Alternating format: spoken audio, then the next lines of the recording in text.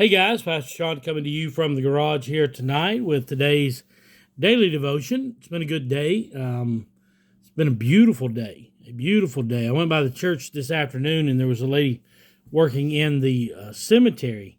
And I said, if you're going to have to work in the cemetery, today's a beautiful day to do it. And she and I talked for a few minutes. Her dad's buried there and her husband is buried there in our cemetery. I had a great conversation with her. And I got to thinking about what a beautiful, beautiful day it is. This is the day, I say a lot of times, this is the day that the Lord has made.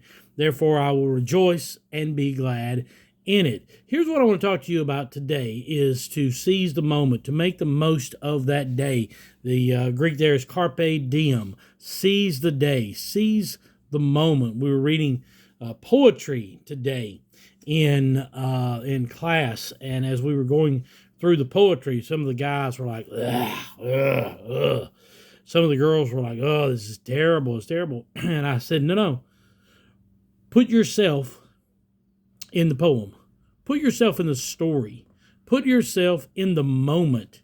And as I began to read the poetry from a different perspective and with a different outlook on it, they began to go, oh, okay, all right. I had some music going and some reading music.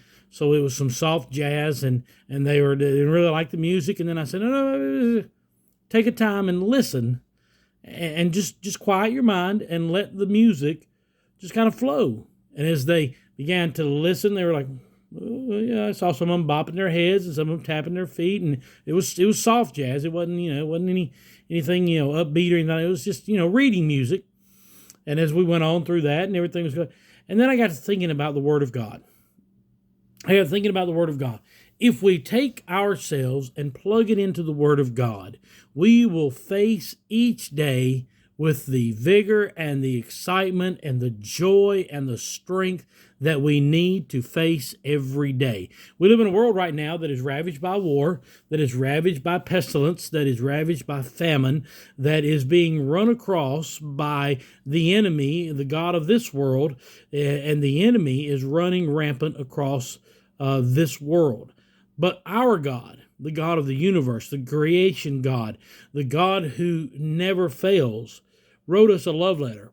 And when we put ourselves into that story, when we say, for God so loved Sean, that he gave his one and only son, that if Sean believes in him, he will have everlasting life. When we put ourselves in the story, the book comes alive to us. The Bible really jumps off the page. And so today is a day in which we need to seize the moment. Seize the moment and live every day like it was our last. Tim McGraw sang the song, Live Like You Were Dying. And I preached that several years ago. I probably need to preach it again. I preached it several years ago. And all of the things that God has given us here, the beautiful mountains that we live near, the woods or the streams and the valleys that we're around, the lakes and the rivers and the oceans and the beaches, and all of the great things that we have just here in the state of Georgia are amazing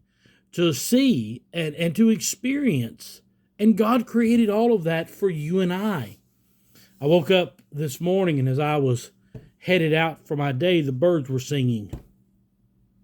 And I paused. I paused on the front porch, Sky and I did, and we listened to the birds. We saw a squirrel running around in the yard, scurrying up a tree. We stopped and we watched.